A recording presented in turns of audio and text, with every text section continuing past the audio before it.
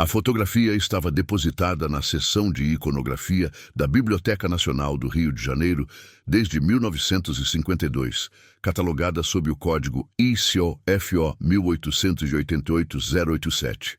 Durante décadas, ninguém lhe dera atenção especial. Era apenas mais uma imagem da elite cafeicultora do Vale do Paraíba Fluminense. Um conde europeu, possivelmente português ou italiano, cercado por figuras que o registro manuscrito antigo identificava apenas como seus empregados. Em março de 2019, a restauradora Cecília Fonseca foi designada para digitalizar e restaurar parte do acervo fotográfico do século XIX. Formada em conservação de bens culturais pela UFRJ, Cecília tinha quase 20 anos de experiência lidando com daguerreótipos, albuminas e negativos em vidro, mas nada a preparara para o que encontraria naquela manhã úmida de outono.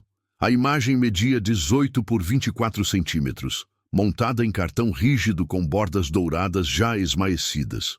A emulsão de albumina apresentava microfissuras típicas da oxidação química, e o tom sépia estava irregular. No verso, uma anotação em tinta ferrogálica quase ilegível. Fazenda Santa Cecília, Vale do Paraíba, abril de 1888.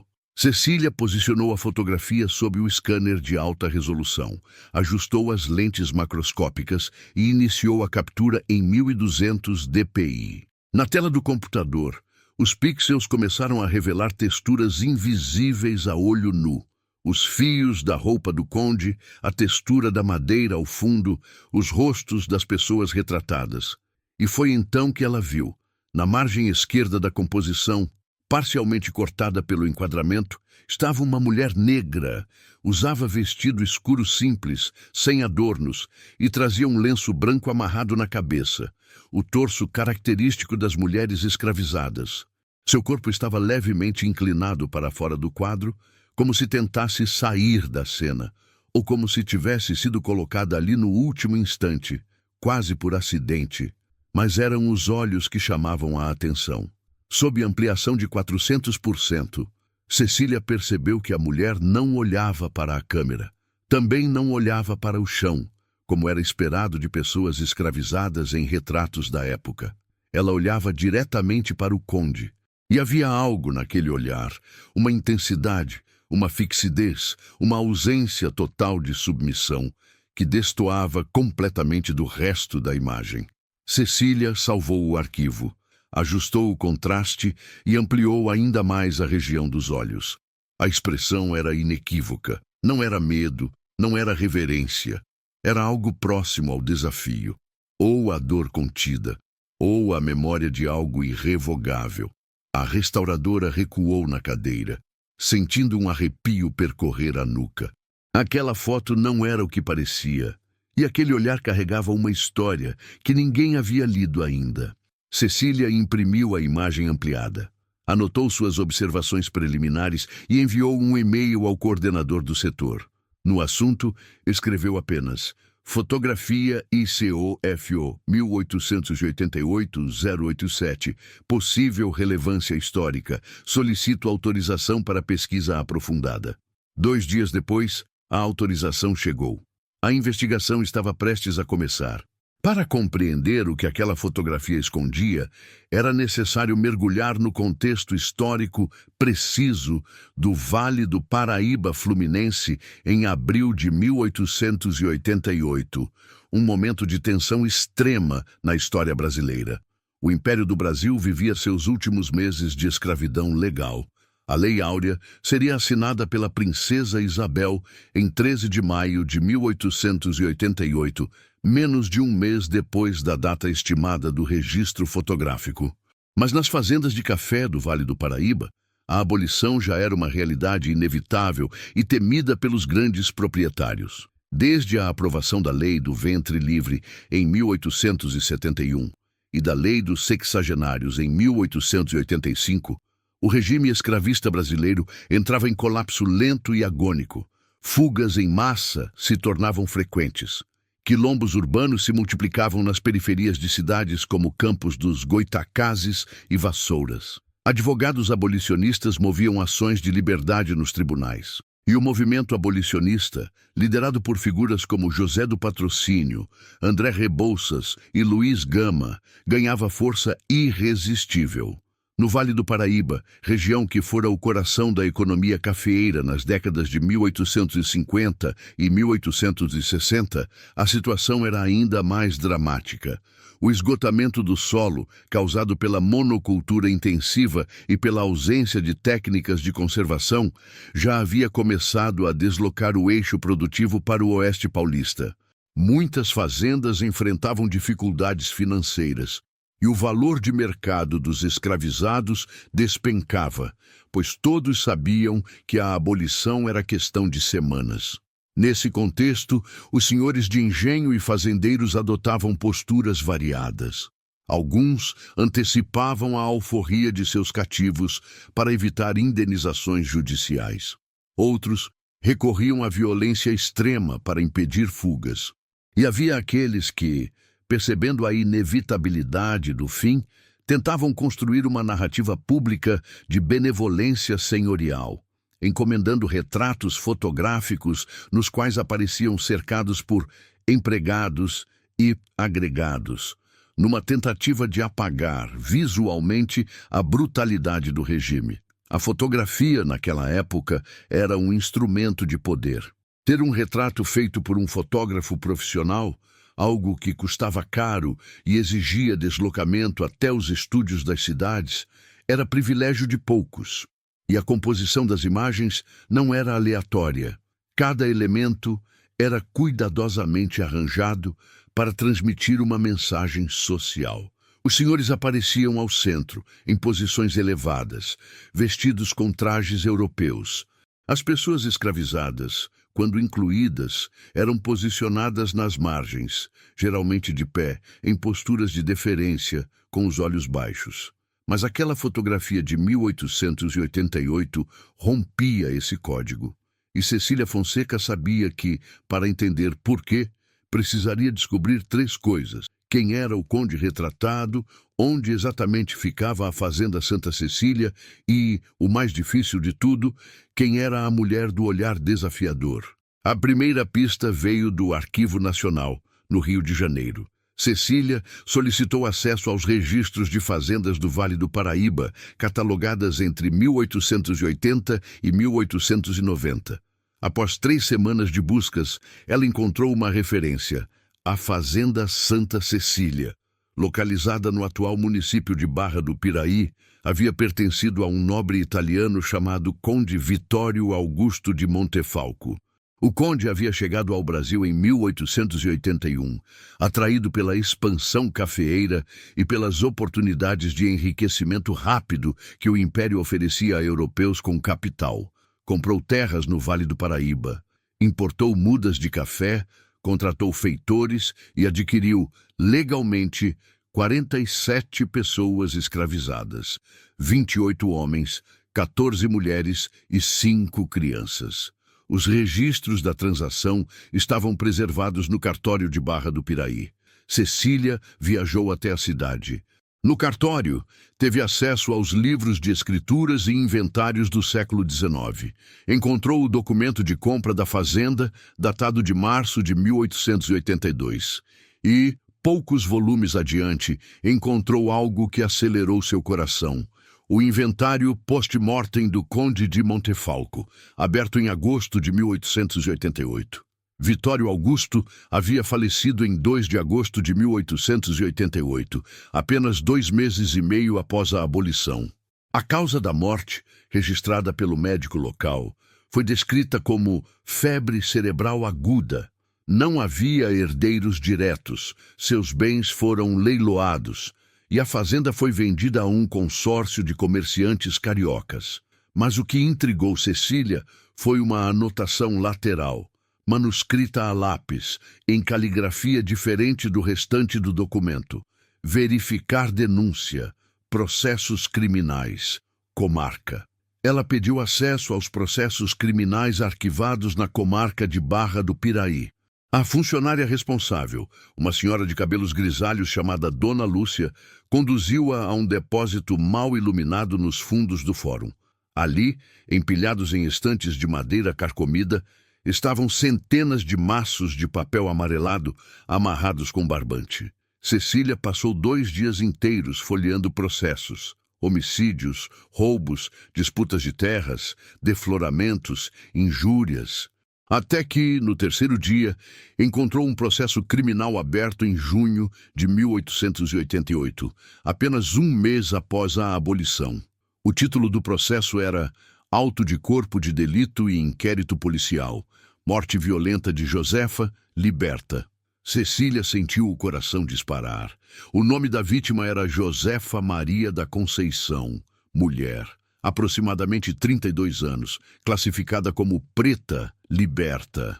Falecida em 29 de maio de 1888. Local: Fazenda Santa Cecília. O processo estava incompleto. Faltavam páginas, mas havia o suficiente para reconstruir os fatos principais. Segundo o depoimento do feitor da fazenda, Josefa havia caído de uma escada nos fundos da Casa Grande. O médico chamado para o exame cadavérico, Dr. Anselmo Tavares, registrou fraturas múltiplas, contusões no rosto e sinais de hemorragia interna. Mas, surpreendentemente, ele também anotou lesões incompatíveis com queda acidental. Sugerem agressão física. O delegado que conduzia o inquérito solicitou novos depoimentos, mas, de repente, o processo foi arquivado. Não havia conclusão. Não havia culpados. Apenas uma anotação final. Por ordem superior, arquive-se. Cecília fotografou todas as páginas do processo com o celular. De volta ao hotel, passou a noite inteira cruzando informações. E então fez a conexão que mudaria tudo. Na lista de testemunhas arroladas no processo constava o nome de uma Josefa, escrava do conde de Montefalco. Mas a descrição da vítima dizia Josefa, liberta. Ela havia sido escravizada até 13 de maio de 1888 e morrera apenas 16 dias depois. Cecília voltou à fotografia original, ampliou novamente o rosto da mulher à esquerda, comparou os traços com a descrição física do processo: preta, estatura mediana, rosto oval, sem sinais particulares. Não havia certeza absoluta, mas a probabilidade era alta. Aquela mulher na fotografia, a mulher do olhar implacável, muito provavelmente era Josefa. E o que quer que tivesse acontecido naquela fazenda entre abril e maio de 1888 havia sido grave o suficiente para gerar um inquérito policial, um laudo médico suspeito e um arquivamento sumário por ordem superior.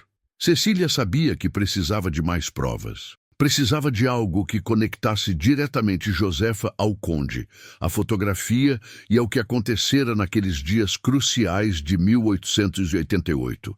Ela retornou ao Arquivo Nacional e solicitou acesso a quaisquer documentos pessoais relacionados ao conde de Montefalco que pudessem ter sido doados ou incorporados ao acervo público. Após buscas infrutíferas, foi orientada a procurar no Museu Histórico de Barra do Piraí.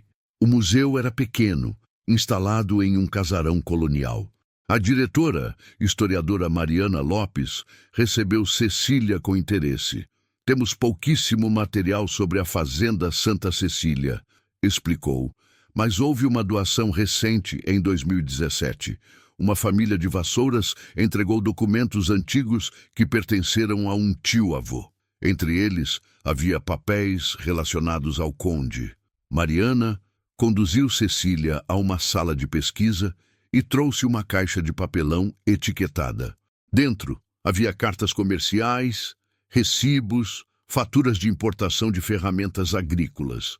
E, no fundo da caixa, um pequeno caderno encadernado em couro marrom. Cecília o abriu com cuidado. As páginas estavam manchadas de umidade, mas a tinta era legível. Era um diário. E na primeira página, em italiano, estava escrito: Diário Privato de Vittorio Augusto de Montefalco, 1887-1888. Cecília pediu autorização para fotografar o caderno. Mariana concordou. De volta ao Rio de Janeiro, Cecília procurou uma tradutora especializada em italiano antigo, a professora universitária Helena Bianchi. Juntas, elas passaram uma semana traduzindo os registros. E o que encontraram foi devastador. O diário começava em tom protocolar, anotações sobre safras, preços do café, dívidas bancárias. Mas a partir de janeiro de 1888, o tom mudava. Vitório escrevia com crescente amargura sobre a iminência da abolição, sobre a ingratidão dos negros, sobre o caos social que a liberdade traria. E em 20 de abril de 1888, 3 dias após a data provável da fotografia, ele escreveu: "Hoje mandei chamar o fotógrafo de Vassouras para fazer o retrato da propriedade. Quero registrar este momento, antes que tudo desmorone. Fiz questão de incluir alguns dos meus negros na imagem, para que futuramente se veja que eu os tratei com dignidade. Mas aquela maldita Josefa me olhou com insolência durante toda a pose. Ainda ousa me desafiar. Não tolerarei." Cecília sentiu um nó na garganta. Ali estava a confirmação. Josefa era, de fato, a mulher da fotografia. Mas o pior ainda estava por vir. Em 18 de maio de 1888, 5 dias após a abolição, Vitório escreveu: "Josefa veio me exigir pagamento. Disse que agora é livre e quer salário pelos anos de trabalho. Salário, como se eu lhe devesse algo. Recusei, evidentemente. Ela gritou comigo.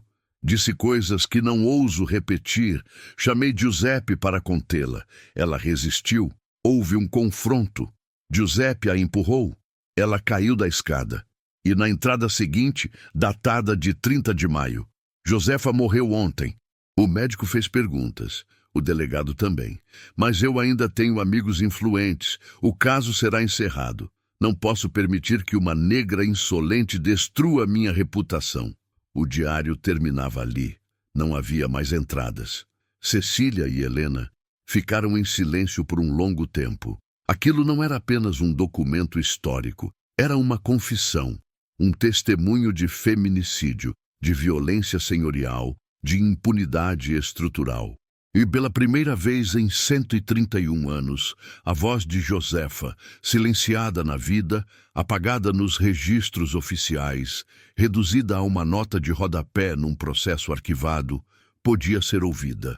Não através de palavras escritas, mas através daquele olhar capturado em albumina, daquele olhar que desafiava, que resistia, que se recusava a desaparecer. Com o diário e o processo criminal em mãos, Cecília decidiu ir além. Ela queria saber quem havia sido Josefa antes de ser vítima. Queria reconstruir sua vida, dentro do possível, com os fragmentos documentais disponíveis. A busca a levou aos registros paroquiais da Igreja Matriz de Barra do Piraí. Lá, nos livros de batismo de pessoas escravizadas, ela encontrou uma entrada datada de 3 de março de 1856. Aos 3 dias do mês de março de 1856, nesta matriz, batizei solenemente a infante Josefa, filha natural de Maria, escrava de D. Ana Carolina de Almeida Rocha, Fazenda Boa Vista. Josefa nascera escravizada. Não havia registro de pai. Aos 5 anos, foi vendida junto com sua mãe para a fazenda Santa Cecília, então propriedade de um comerciante português chamado José Ferreira Lima. E em 1882, quando Vitório de Montefalco comprou a fazenda, Josefa tinha 26 anos e já era órfã. Sua mãe havia falecido em 1878, segundo um registro de óbito encontrado no mesmo livro paroquial. Nos registros da fazenda, Josefa era descrita como cozinheira e mucama. Trabalhava na casa grande, em contato direto com os senhores. Não há menção a filhos, não há menção a vínculos afetivos formais. Sua vida aparecia nos documentos apenas como mão de obra.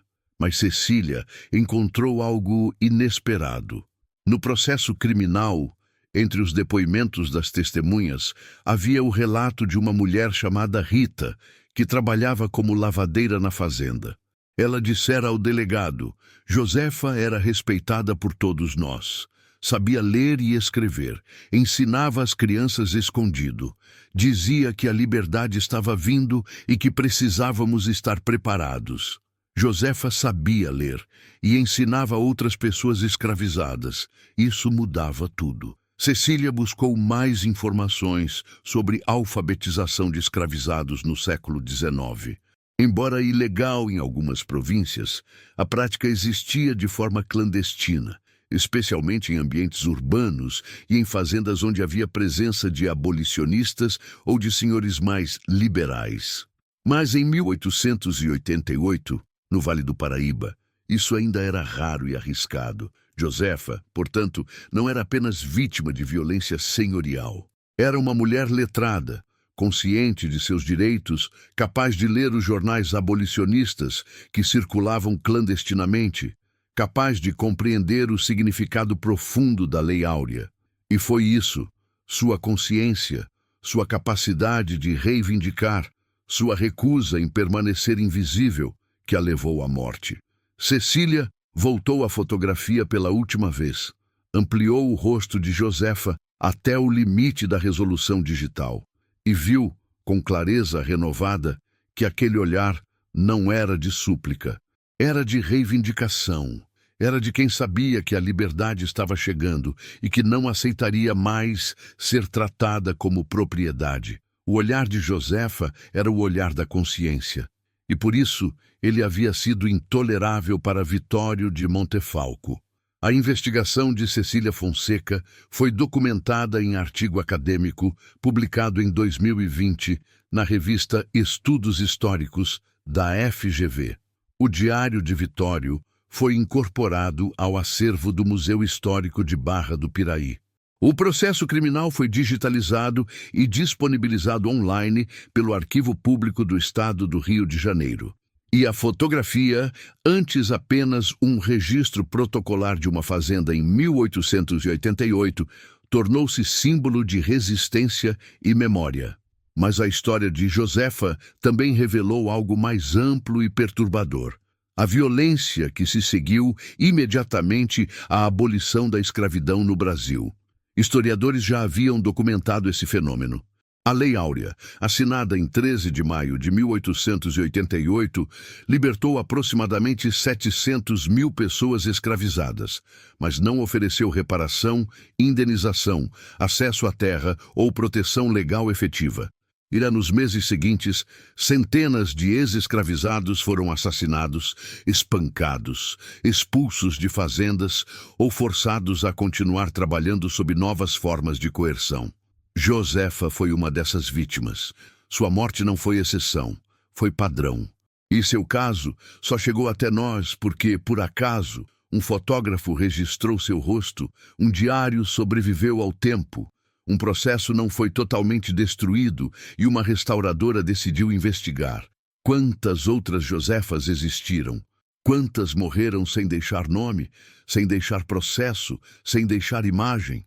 Cecília passou meses tentando localizar descendentes de Josefa, sem sucesso. Não havia rastro genealógico, não havia sobrenome registrado, não havia túmulo identificado. Josefa desaparecera da história oficial, mas seu olhar permaneceu. Em abril de 2021, a Biblioteca Nacional organizou uma exposição intitulada Olhares Insurgentes, Retratos da Escravidão e da Liberdade. A fotografia de 1888 foi exibida em tamanho ampliado, ocupando uma parede inteira. E ao lado dela, o seguinte texto: esta imagem foi feita em abril de 1888, um mês antes da abolição da escravidão no Brasil. O homem ao centro é o conde Vitório Augusto de Montefalco, proprietário da fazenda Santa Cecília. À esquerda, quase fora do enquadramento, está Josefa Maria da Conceição, mulher escravizada que 16 dias após conquistar a liberdade legal, foi assassinada pelo conde. Seu corpo foi enterrado sem cerimônia. Seu nome quase desapareceu dos registros, mas seu olhar de desafio, dignidade e reivindicação atravessou 133 anos e chegou até nós. Este olhar é um documento, é uma denúncia, é um testemunho de resistência e é um lembrete de que a liberdade, quando não vem acompanhada de justiça, é sempre incompleta. Durante os 3 meses da exposição, mais de 40.000 pessoas visitaram a mostra. Muitas paravam longamente diante da fotografia de Josefa. Algumas choravam, outras tiravam fotos. Várias deixaram mensagens no livro de visitas. Uma delas dizia: "Obrigada, Josefa, por não ter abaixado os olhos." A fotografia, como tecnologia, surgiu no século XIX com a promessa de registrar a verdade. Mas, na prática, ela foi usada para construir mentiras visuais, para perpetuar hierarquias, para apagar presenças incômodas. No retrato encomendado por Vittorio de Montefalco, em abril de 1888, a intenção era clara: documentar a benevolência do Senhor, a harmonia da fazenda, a dignidade com que ele tratava seus empregados. Josefa deveria aparecer como figura decorativa, submissa, apagada, mas ela se recusou a desaparecer. Seu olhar, capturado por acaso, por teimosia, por resistência, sobreviveu e, 131 anos depois, atravessou o tempo e nos alcançou. Hoje, Josefa Maria da Conceição não é apenas uma vítima esquecida, é um nome, é uma história, é uma presença. E seu olhar, aquele olhar que o conde não conseguiu controlar, que o arquivo quase enterrou, que o tempo quase apagou, tornou-se símbolo do que nenhuma violência pode destruir completamente: a dignidade humana. No arquivo da Biblioteca Nacional, a fotografia ICOFO 1888-087 continua catalogada e preservada. Mas agora, quando alguém a consulta, não vê apenas um conde e seus empregados, vê Josefa, e ela nos olha de volta.